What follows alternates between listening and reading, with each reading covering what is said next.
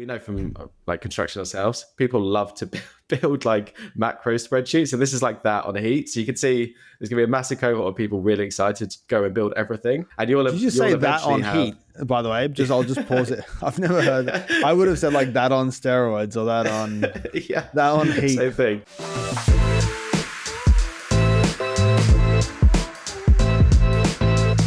Welcome back to the Offsite Podcast. I'm Jason Lancini, joined once again by Carlos Cavallo for episode 94, getting close to the big 100 of the Offsite. Carlos, both of us in a kind of warm London, both of us coming off maybe a few drinks last night. How are you feeling, mate? Since having a kid, midweek drinking gets exponentially more difficult. So yeah, we had a staff social on Wednesday, and then I went on a social with a Balfour Beach team last night. So yeah, a solid end to the week. But you might need to bleep that because you might have got some of the team in trouble. So we'll have to bleep out the no. So good end to the week, but it's nice to be able to go out and have a drink in the sun for sure.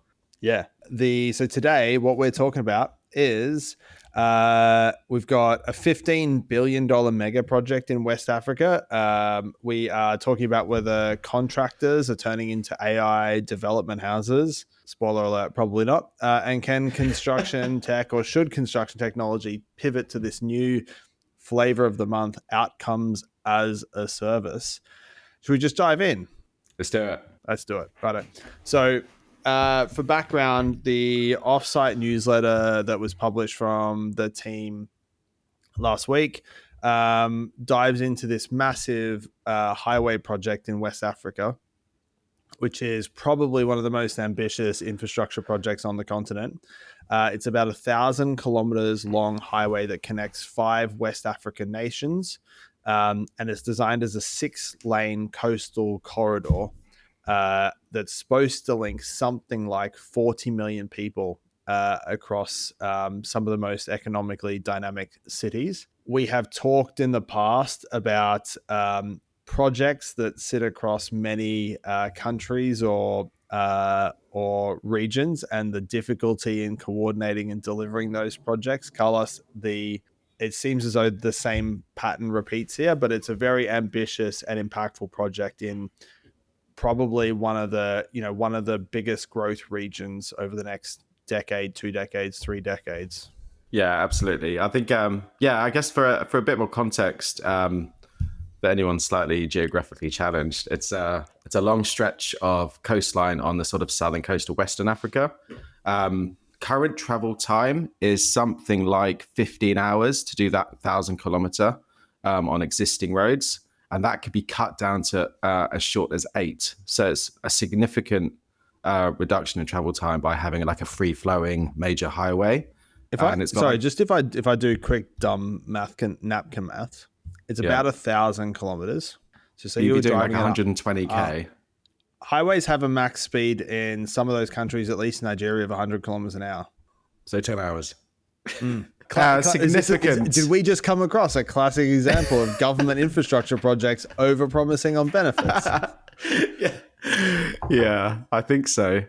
We're going to go down to 4 hours, but don't worry about all the regulations that mean you can't actually do that. Yeah, there's a huge emphasis on trade with this. So they've got like dedicated lanes for haulage, freight, things like that are moving. So it's like a main road for not just the local population, which I think you said was 50, 60 million, but the wider economic area, something like 300 million people that could be utilizing that space. And yeah, from a growth point of view, I heard listening to a podcast the other day, and it's something like 1 in 5 babies will be born within this region by like 2050 because of the growth rate of these countries. So you can imagine, the need for infrastructure with that sort of growth rate is really needed. So what's the story on the funding on the project? Yeah, so there's a bunch of sources in terms of where the money's coming from. I think it's $16 billion is the estimated cost. That is split across the African Development Bank. So I haven't gone too far in that, but I'd imagine it's a bit like the European Central Bank. So it does financing agreements for various countries across the continent. Yep. There is about 1/3 is coming from private sector investments, and that's built up of energy, manufacturing, transport companies. So like those who are going to benefit massively from the highways itself. The member states. So you've got the 5 countries that it crosses. So directly from those governments. And then it does say there's some public-private partnerships going on, but I haven't got too much detail there. It's still some low percentage of actually committed funds. Is that right? Yeah, I think it's less than half at the moment is confirmed or secured funds there. So still looking a bit sort of iffy in terms of will they get the final funding? Will they even start the project before they secure the rest of the funding?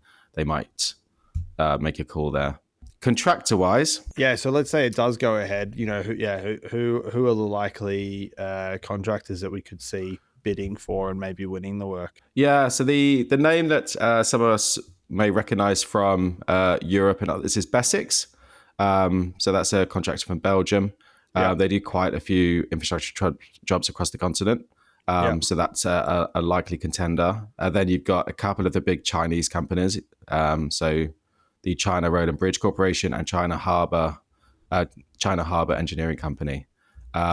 There's a couple of local or on-continent contractors, so the Great West Africa and the Mota Engel, not contractors that I'm familiar with, but have a track record of delivering infrastructure. Yeah, it's amazing how many of the region. large European contractors have got a background and history of work in Africa. Most of the well-known names, actually. So Vinci, Eiffage, WeBuild have recently built a big dam there. I think even Athiona have historically some projects there. So I think you could see like some large European contractors probably will see bidding for work. There will be some complexities. So it looks like each country has different, not just standards or engineering standards, but even procurement laws and things like that. So it'll be pretty difficult for any contractor that has a section that spans multiple countries and trying to manage standards and laws on either side. Yeah, you wonder how they're actually going to split the contracts. It would make sense to have like 5 across the 5 countries. So you're working within the same set of standards within a team. It gets super complicated if that starts to change within a single section. But yeah, it still feels pretty like hopeful at the moment, given the funding situation. But it's a very ambitious project, like $15 billion USD project in a more developed like that. That's probably a developing market. That's probably like, I don't know, like if you were to deliver that same amount of work in a developed market, it's probably going to cost 4 or 5 times as much, something like that. Yeah. The timeline and budget is the shaky thing at the moment. There's a lot of noise in the media, so one to keep an eye on. All right, yeah, definitely a project to keep an eye on and see if it does get approved and who ends up winning a bunch of work there. Let's move on to a really interesting set of news stories that have been coming out recently about different construction contractors building tools internally thanks to AI. So there are a couple of different stories recently with different contractors like Skanska and another one, Granite Construction, that built internal tools using AI. So one was a tool called Asphalt Guru, which helps basically internal knowledge sharing of around asphalt inside of the business. And then another one, which was called a safety sidekick. It does spark a conversation or a trend of like this idea that we've talked about before about building versus buying software or technology as a construction contractor. I guess the question is, does AI remove barriers to entry for building software through things like this vibe coding trend where you can just talk to AI and have it build applications for you? Does that totally change the balance of like what a contractor can build versus what they should be thinking about buying? Yeah, I think to start with, there's a lot of contractors and teams that I speak to that they want we've got all of this information and we want to be able to query it at lightning speed and get useful information out the front end. And all of them immediately, like if they look at a tool, they go, we don't want the data going with X like software from the US or whatever. So you can see why specifically with these two examples, it ticks the box of like they're holding it in-house. So like it makes a lot of sense to go for tools like this. If we look at obviously there's the advantages that we've spoken about a bunch of times, which is like they can highly customize the tool to whatever they want to do because it's in-house. It removes the cost, the third-party involvement. If you work with a software vendor, you can't just get everything that you want on day one. So you could see why it's a tempting thing to do in-house. With a tool that's like generating a response, and we're going to be talking like the outcome as a service later, like that seems, with my limited technical knowledge, something that is like a bit more manageable in terms of having a team internally, developers, design, maintaining, and all the cost that comes with sort of building, owning, and operating software. And then there's going to be a whole bunch of tools in the SaaS market that are kind of becoming redundant, because if they were just like dashboard focused tools using data, like you're going to be in your competition are the people that you're actually trying to sell to, who should and will know best. But there's like a scale of complexity that I've got in my mind, and I can't see it going too far down the complexity end, because the cost of building, maintaining complex software, unless contractors are planning to sell it to other contractors, there's a huge amount of money to burn on what will be a huge, like you're going to need a whole bunch of tools if that's your sort of strategy moving forward. So yeah, just to like push back on that, I guess one of the things that we would see contractors think about if they were doing this build versus buy decision 3 years ago is the cost of building a tool internally is not just the cost of building it, but it's like this lawn that needs to be tended to. It's the maintenance of that software, addressing bugs, improving the functionality, and then suddenly you've got this like fixed cost. If AI today could, we've seen this example of Claude, the AI tool, have this, app that they have called Claude Code. That app is 95% built by AI.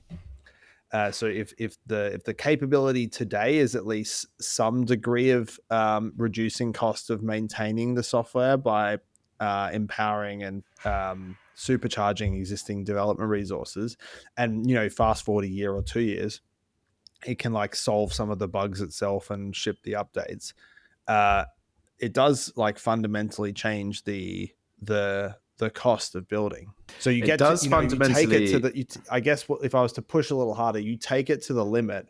Maybe you take away the cost element as even a consideration at all as to why you would go and buy.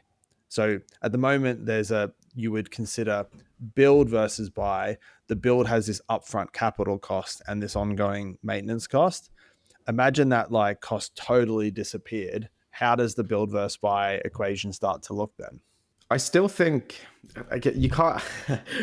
My quantity surveying mind with the idea of removing cost out of the equation makes me stressed. But like in the example you said there of the 95% with Claude, how much does that 5% cost? If we look at contractor margins, it's still going to be a serious amount of money to not just like be the person that vibe codes it, checks it, updates it. There's still a serious anything more than like a light form. If I was to give it a specific size, so let's say we were looking at some workflow that we needed to solve inside of a construction contractor, and the equation that we would used to be faced with would have been like, we can build this thing, we need like 3 million or 5 million or something right now, and there'll be some ongoing cost, or we could spend 300 grand a year or 400 grand a year and buy this tool that does it, but we're locked into this vendor. Let's imagine that the capital cost now is we need 250 grand to build it, and the external tool is 350 grand or something still. Yeah. Maybe we're not there now, but maybe we could be there in a year. Yeah. What other is that decision made? We just build it. Oh, it's a difficult one to answer, because on one side of the fence, you've got this like, we can do whatever we want. We can define it. We've got no other sort of third parties driving us in a different direction because they're trying to serve a market. On the other side, like, are you siloing yourself to potential? Because like, unless you back yourself as, we've got all the knowledge in the world, we don't need to know what other people are doing. We don't need something that others are contributing towards. It's maybe a bit of a arrogant view on the world that like the benefit of a tool that serves everyone is the collective feedback from everyone to push it in a direction. So suddenly you're reliant on internal knowledge. And if we know contractors, a lot of the best minds in a contractor are not providing feedback to tools in a central space. They're delivering projects and they're super busy. So you really have to back your ability to like gather, track, interrogate, and like have a really solid process to make sure that you don't like leaving it on the shelf to just sort of die. Yeah, to build something. Yeah, because like you're right. Like if you zoom out and you think about the cost benefit analysis of any piece of technology inside of a construction contractor, you have a couple of pieces that go into the calculation or the business case. You have the potential benefit of whatever process or tool we're implementing. And then you have the cost of it, which is the actual subscription cost, and then all of the associated implementation, like our internal resource cost, IT overhead, etc. And if we just focus on the cost side, usually the actual subscription cost is not the total. It's definitely not the total, but it's a minor part of the cost equation. So yeah, you're right. Like there's like, it's the subscription or the buy thing is not the total story of the cost of it. So you don't really lose. It's not a 1-for-1. And then on the benefit side is the thing that you were like probably prodding at. And if I play it back to you in my own words, is like you're backing yourself to build something that is high quality enough that folks will use it, and through using it, you can capture the benefit that you're expecting to gather, because most software or technology purchase or build decisions are based on some multiple of ROI. Like we get 3 times back for what we spend or 4 times back for what we spend. And so if you fail to nail the ability to capture the benefit because you don't make it to the same quality or you can't build it in the same time or whatever the trade-off is, if you fail to capture the benefit, that's actually way more impactful than 100 grand on the cost or 50 grand on the cost or 300, So ability to execute and deliver the benefit is probably the most important part of the whole equation, more so than the cost. Yeah. And also let's not forget, when we go up the complexity scale, even doing things like support and onboarding, like, are you going to have teams to do that? And then on top of that, the clients are going to expect the same standards that software vendors have to adhere to, like certifications. You've then got teams having to manage that. And like a software house gets the benefit of, you've got one cert and it serves every contractor. The cost spirals when everyone's doing it individually. Yeah, and then like complex workflows, you probably get to some result where like we probably won't be able to build it and capture the benefit. And so you end up with the result probably of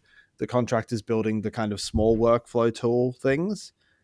But we have also seen a constant refrain and conversation from contractors saying, we hate lots of point solutions. We want one thing to solve every problem. And the result of this path probably gets you to like, we've got 75 inbuilt tools that do how, here's the guru for asphalt, then there's the guru for concrete, and then there's you suddenly have like 700 apps that are all these internally built things that are like questionably maintained. And then in come the consultants to connect them all later because they realize that they're all sort of standalone. So it actually sounds like I'm being negative on the thing. I think it's really good that they can build it. I think 100% it should be done for like company specific or simple workflows, rather than buying terrible tools that don't deliver that much value. But because we couldn't build it before, if we can build it now, great. That complexity scale can't be ignored. We know from like construction ourselves, people love to build like macro spreadsheets, and this is like that on a heat. So you can see there's gonna be a massive cohort of people really excited to go and build everything. And did you just say that on heat? By the way, I'll just pause it. I've never heard that. I would have said like that on steroids or that on that on heat. Same thing. But you can imagine. Unless you're really structured and have some guardrails up, you're going to end up with like 6 versions of the same tool in the same contractor when people are getting their hands on. It becomes the proverbial Excel spreadsheet.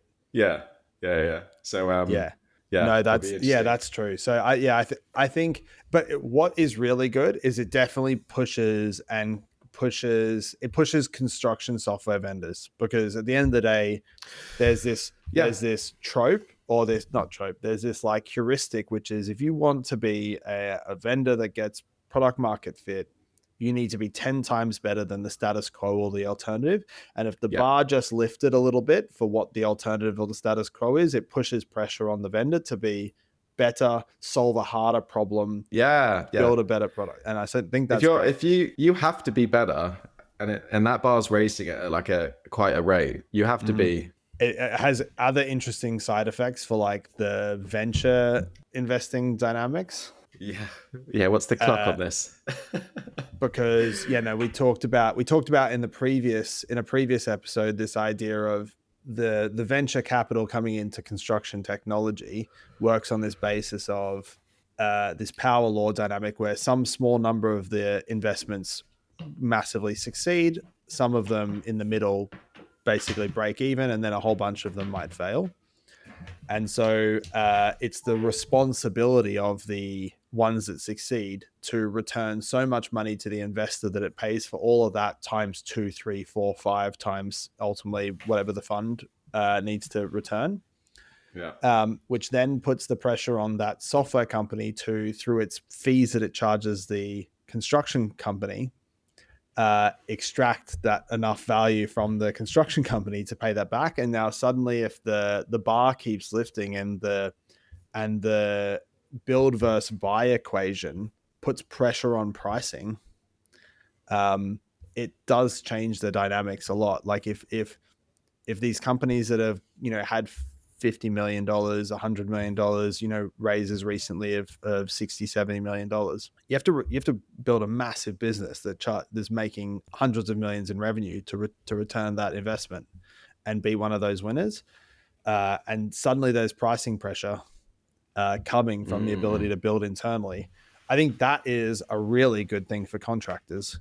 It means that contractors are not stuck taking whatever rate the winning software companies choose. If you imagine a world though that let's just say that contractors build way more than we thought they were going to build, and like really like nestle in and like invest in teams that their job is to like build these tools in-house. Do you think it would slow down the development of the whole market? Because building tools for one contractor, your budget is so restricted because you haven't got the income from others.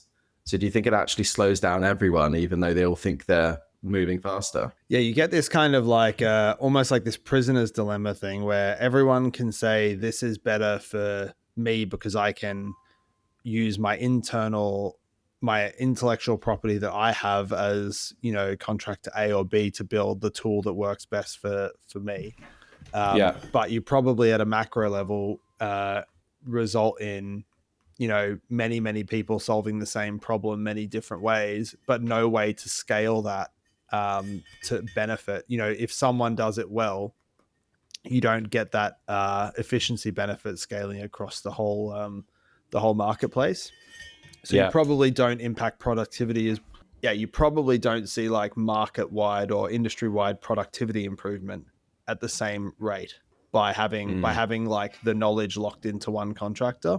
Yeah. And also you're going to probably invest, let's say you take that option, you're probably going to invest in a team and they're going to go through like projects when in reality you need a team for each to keep leveling them up as you go. Otherwise you end up with these sort of, you're always on the next thing that needs to be built and letting the other ones sit. So you wonder how, you can imagine the pool of resource required is just going to grow and grow and grow.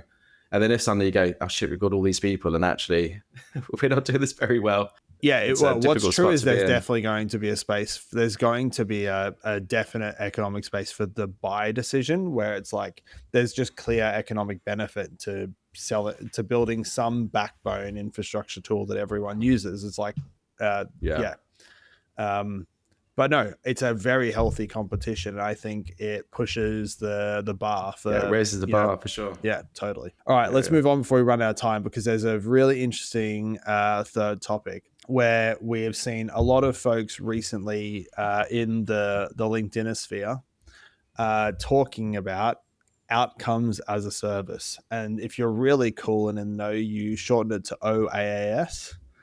And so What outcomes as a service is, if I was to like boil it down, you can think about how you would typically buy technology or software in construction right now, which is that you might pay per project, or you might pay as per percentage of revenue or turnover of the business, or you might pay per user to get access to some tool. But that tool or that solution or that workflow isn't guaranteeing some outcome. It's just access to some technology. And the idea of outcome as a service is that the pricing model changes so that it isn't percentage of turnover or project value or per seat. It is per result or per outcome that is being generated through this technology. And this has been, I would say, popularized probably because the pioneer area where AI is really taking hold, one of the areas that AI is really taking hold right now is in this customer service space. So as an example of this transition from legacy per seat or access pricing to outcomes as a service, you can think of a piece of software that does customer support technology. So you use some application, you chat in a little chat bot, someone on the other end answers your question, and you get on with your day using the tool. Historically, that software would have been priced per user for the company that is responding to those questions. Recently, this market has changed a lot where you can start to get AI to answer those questions. And the way the pricing model for most of those work is on a per resolution basis. And so you don't pay anything for the software access, but you do pay on every time that resolves a user or customer's question, you pay per resolution. And so this idea of outcomes as service has some really clear benefits in construction, or to any customer, because you're paying for a result. But I think there are also some trade-offs there as well. So I don't know, what are your thoughts on the idea and this trend of outcome as a service? If we think about the SaaS space, there's definitely a lot of tools that you'd immediately have buyer's remorse. It's not really delivering the value that you thought you would. It's an absolute ball ache. You're trying to train everyone. No one's using it. And you remove that whole sunken cost aspect if you are paying for the outcome. On a resolution sounds like a really gray area. Like, who's to define whether that question answered or like output? Yeah, fine. That's the thing that we're paying for. That must be a huge gray area. So I think you'd have to kind of think about the specific use cases to really think, like, how difficult is it to not just what is an outcome value given the specific thing? 100%. Yeah. 100%. So if it's like a co-pilot type thing, and you ask a legal question and it gives a legal answer, maybe that's an easier one to measure. But if you want something that's slightly ambiguous or subjective, like, what are you paying? Is it just per answer, whether it's right, wrong, or somewhere in the middle? Yeah. So to pull on that thread of like, what is an outcome? You would think that the idea of like resolving someone's question would be on the scale of the things that construction has to do, like a relatively simple measure of outcome. But even in that scenario, you kind of get this experience where you ask the question, it answers the question, and then it asks you, did this resolve your question? Now, the person asking that question just say no. could do one of three things. They can say, yes, it does, whether it does or it doesn't, because they could be kind of like, they feel guilty, or like they might be letting the company down if they click no. And they might think, oh, if I say no, they're going to ask me some more questions and I don't want to answer any more questions. So I'll just say yes. Yeah. Then you've got the scenario of like, you say no, and then you could be doing that because you didn't get the answer. You could be doing that because you don't want to, you don't want any follow-on question or whatever. Yeah, or pay. But yeah, the customer's not paying for it. Usually it's the person providing the service. But then you've got this third, which is what I would probably do is I just close the browser and I'd leave. Like, I'm not answering I'm not answering to some stupid bot thing that wants to know whether I got an answer or not. And so in that scenario, what happens? And that would be a relatively simple example of like what could happen with a relatively simple example of like, did I answer your question?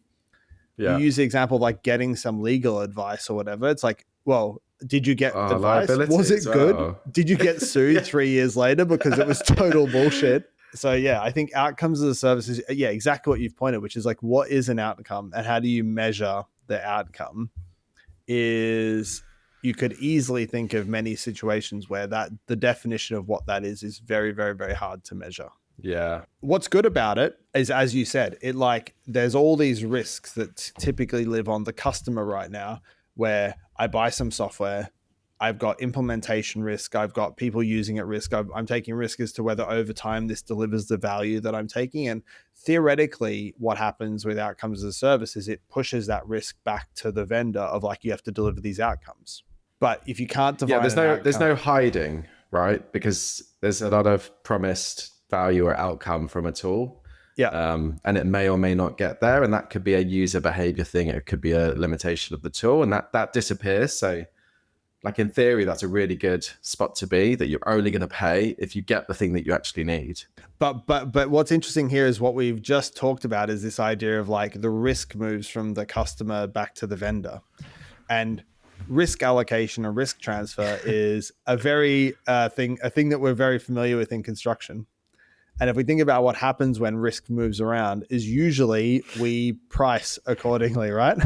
So like if you want me to take on the risk, then the price of the thing is going to probably go up accordingly. Yeah. And so, okay, then you take the scenario of like, maybe this is wildly successful and helpful. It helps me on the business. It could be that now by paying outcomes as a service, I'm paying 5 times more than I would have paid if I just bought the software on a per seat basis because of the risk that has been transferred back to the vendor. But also how do you measure? Like if you think about the scale of what a question and an answer could be, for example, in construction, like, is it like word count? Is it it's how like long build a wall, tool... a wall. Like you could have an outcome which is build a wall or per brick laid, or like some outcome that's like you tie it to like your unit of measure and inside of like what you would pay a subby or how you would pay a QS or you might think about like quality inspections performed. So I think you could think of these scenarios. But it needs to be something that you could like forecast how many of those events are going to happen during a job. Otherwise, you have no idea what you're going to spend. But you take any of them, like questions from junior staff, and you're like, stop it. Imagine you had this AI robot that could walk around and do your quality inspections. Are you incentivizing it to how many inspections it does, or how many it passes? Or how many issues it uncovers? Because you get in this weird spot where like suddenly it's better off being really like negative and nitpicky on its quality inspections because it gets to do more and more and more. Exactly. Fail. So there's like the outcomes. The outcome thing is you can see how it would get like really like funky and skewed. Yeah. I think there's this principle in construction where we, when we're negotiating or tendering a project, where it's like risk should sit with the party that is best placed to manage the risk. And so if you push everything back to the vendor and you say, I will pay you per outcome, but you don't know about the specifics of my site, you don't know about the specifics of how we operate around our project, suddenly that vendor's like taking on a bunch of this risk that they can't really control. Yeah. And I think that results probably in like high prices or big arguments. You end up in like a world of like insurance where they do price the risk and then you're overpaying because they don't know who you are and how you drive. So I think that like the benefit that I would see for outcomes as a service, which is at a very surface level, like you pay for a result and you minimize the risk of like, I deploy some technology and I don't get the benefit.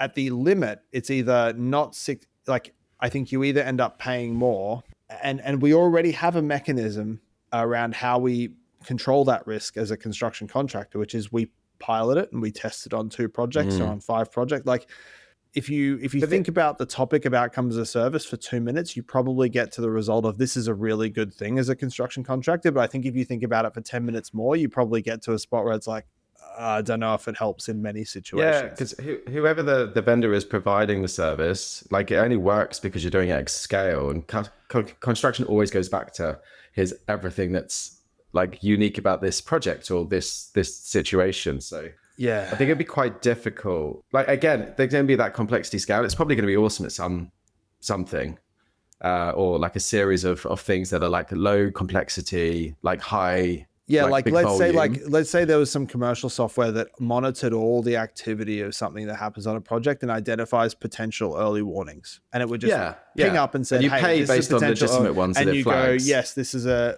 potential early warning. So you can pay see £5 how for that. Like, yeah, you would. Yeah. So you can see how some scenarios it makes sense. The client would fucking hate you if you had something raising early warnings. Yeah, well, that's all right, because they would buy the opposite software, the which responder, is that like takes in the early warnings and drafts responses, and you click OK and you pay per message back to the thing. It's probably the same vendor doing both sides as well. But yeah, you have to probably ask yourself a meta question of like, is that an outcome, or is that like just another step in the chain? Because like, really, is the outcome risk mitigation or progress? So yeah, it's interesting of what the definition of an outcome is and how you would price an outcome. Because like, what is the benefit to a contractor of early warning issued per early warning issued? You'd probably say I'd pay other example for it, but like, the other example that you said like makes a lot of sense. Like a quality inspection being signed off. That is like if it's in accordance with the works information or the process that you have to follow, and it's done. That feels like a thing that's like now complete, whereas an early warning might not go anywhere. It could have been like the most pointless early warning that was ever raised, and like, why are we raising it? But also, like subjective. You said, you made this comment as like a QS. You go, I'd pay £5 for that, right? Yeah, just on the off chance they're picking up one that like you missed. Yeah, I know, but like let's do the math on that. Let's say you were issuing and you're paying £5. What's the average? Like $100 million project? How many early warnings per month you reckon you'd be issuing? 30 maximum. Probably 30 upstream, probably 3 or 4 times that downstream. Okay, so let's say we said 100 a month that we're issuing. Yeah. So suddenly per early warning you're going to pay. So you're going to pay 100 early warnings times 5 a month, which is $500 a month. Yeah, fine. Which is $6,000 a year. That's not enough money to run a business on. If your average contract value. So if you're the software vendor that's selling this now, you're getting $6,000 a year per project, only if they're issuing 100 early warnings a month. Yeah. I think the price of the early warning needs to be like £25 or £50. Like it'd be a lot higher. Oh, 100%. Would you pay? If it was 5, you would. But if it was 100, you'd probably be like, that's worth it if it's right. But for all the mistakes, like, is it worth it? Like, stick someone on it. Yeah. You would get to that. Would you pay? Yeah, exactly. Would you pay £50 a month for £50 per early warning? Per early warning that results in a compensation event, maybe. But then like the vendor has no idea if it, and yeah, exactly. The vendor has zero idea. Like if you could measure it results in a compensation event, you'd pay probably like 30% of the value of the compensation event. Like if it identified, you'd pay some meaningful percentage, but you can't measure that through. So yeah, I think like I said before, it's like, I think if you think about the idea of outcome as a service for like 30 seconds or a minute, you go, oh, brilliant, pay for what you get. But I think when you think about it for a bit longer, you can see it's like very messy. This is a super interesting topic. I know we're big time. Over time. It'll be we should revisit that once we see like some decent examples in industry, which we should see popping up. But we are way over time. So thank you very much, everyone, for tuning into today's show. If you did enjoy the episode, please do think about liking this video or following us on your chosen podcast platform. We really appreciate your support, and we'll catch you all next week. Bye-bye.